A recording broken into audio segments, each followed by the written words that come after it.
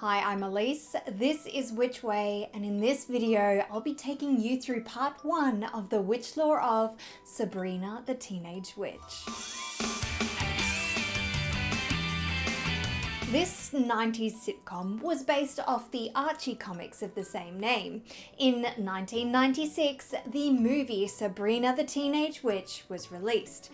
This acted like a pilot for the series, which was released later that year and stars Melissa Joan Hart as Sabrina Spellman, Caroline Rhea as Aunt Hilda, Beth Broderick as Aunt Zelda, Nate Richard as Harvey Kinkle, Nick Bakay as Salem Saberhagen, and many more.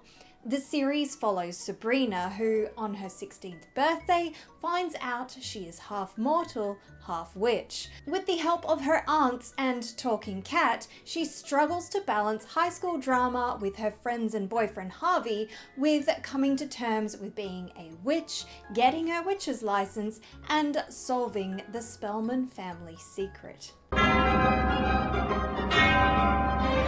On Sabrina's 16th birthday, the aunts gift her with the grimoire Discovery of Magic, known throughout the show as the Magic Book. Inside are various frontispieces from random historical texts, but we can also see actual occult sigils, such as the sigils for Mars, the Sun, and the Moon, as well as a page of magic talisman from The Magus by Francis Barrett. Sabrina can also talk to people through this book, including her witch father Edward and his girlfriend Gail, who is portrayed by Charlene Furnitz. Before the series, she was originally cast as the witch Aunt Zelda in the Sabrina the Teenage Witch movie. Sabrina and her two aunts make up the witch trio that has become a staple of pop culture since Shakespeare's Weird Sisters.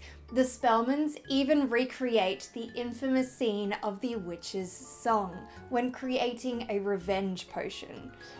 Adder's fork and blind worm's sting, lizard's leg and howlet's wing. For a charm of powerful trouble, fire burn and cauldron bubble. Take it away, Sabrina. Fair is foul and foul is fair. Hover through fog and filthy air. And again, Sabrina uses a line from this when creating her double. Double, double, toil and trouble.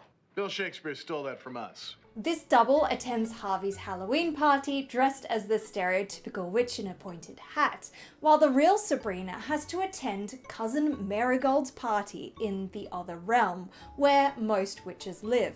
Robin Riker portrays the witch Marigold, who has also been a witch before, as Catherine in an episode of Buffy the Vampire Slayer.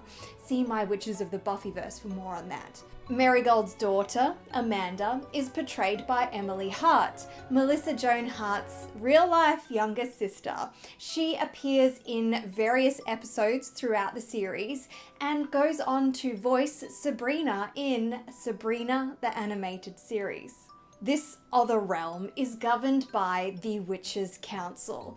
On this council, we see the real-world stage magician duo Penn and Teller, as well as Blondie's Debbie Harry, who we have seen as a witch before in Tales from the Dark Side. The Spellman'S travel to this other realm via a portal in their linen closet, and they also have various other witches come and visit them via this portal. Some of these actors and who have played witch in the series have also played witch before, such as the matchmaker witch Yenta, portrayed by Terry Garr, who is also a witch in Casper Meets Wendy and in Witch's Brew, Aunt Zsa Zsa, portrayed by Cheryl Lee Ralph, also the witch Hippolyta in Witch Hunt, the Spellman's great-grandma, portrayed by Alice Ghostley, who was also a witch in Passions and Bewitched, a very similarly styled sitcom, and Cousin Susie, portrayed by Sonia Forte, also appears briefly in the Charmed series. Cousin Susie has the green skin that has come to be associated with witches thanks to the Wicked Witch of the West from The Wizard of Oz. And this film is also referenced multiple times throughout the series. I'll get you, Sabrina, and your little kitty too. No, I'm not. Snow will get rid of poppies. Why didn't I think of it before? It's like The Wizard of Oz. In the words of another famous witch, I'm melting! I know what to do. Didn't work. She's not melting. This last cannibalistic witch was of course inspired by the witch from Hansel and Gretel, and the evil queen's mirror from Snow White also makes an appearance. Instead of flying on a broom like some of these classic witches, Sabrina makes her way around on a flying vacuum. I feel like this was definitely a nod to Mary Sanderson's mode of transport in Hocus Pocus when she's off to terrorize Salem with her sisters. The town, not the cat. I find it odd that the witch cat would be named after the town where the infamous witch trials took place from 1692 to 1693. Sabrina takes a field trip to Salem where the students get to recreate the witch trials.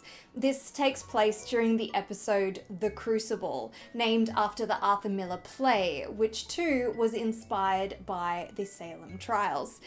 The school bully takes on the role of accuser and her minions join in too, recreating scenes from the play.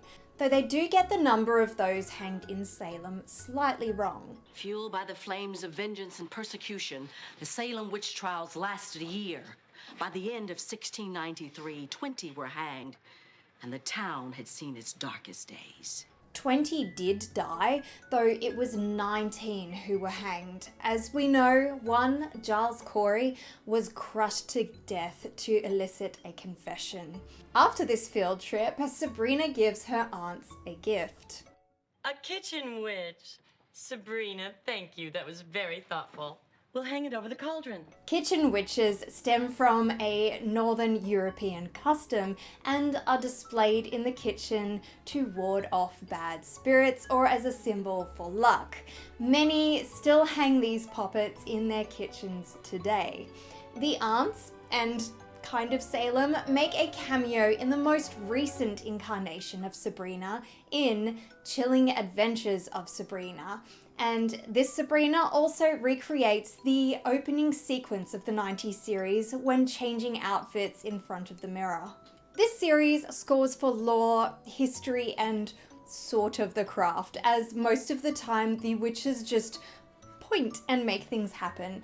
As mentioned, this is part 1, which covers the film, seasons 1 to 4, and I did also watch the TV movies Sabrina Goes to Rome and Sabrina Down Under, but these films added very little in the way of lore. In the future, I will make my way through seasons 5 to 7 to finish off the series and see if I can get any more witch lore out of it when Sabrina heads to college. What did you think of this series? Let me know in the comments below, as well as any other witchy recommendations for my upcoming witch lore reviews. I already have some great recommendations which I'm still trying to make my way through, but don't worry, they are coming. If you liked this video, please remember to give this video a like, share it around, and subscribe to stay notified of my upcoming witch lore reviews. And as always, thank you very much for watching here on Witch Way.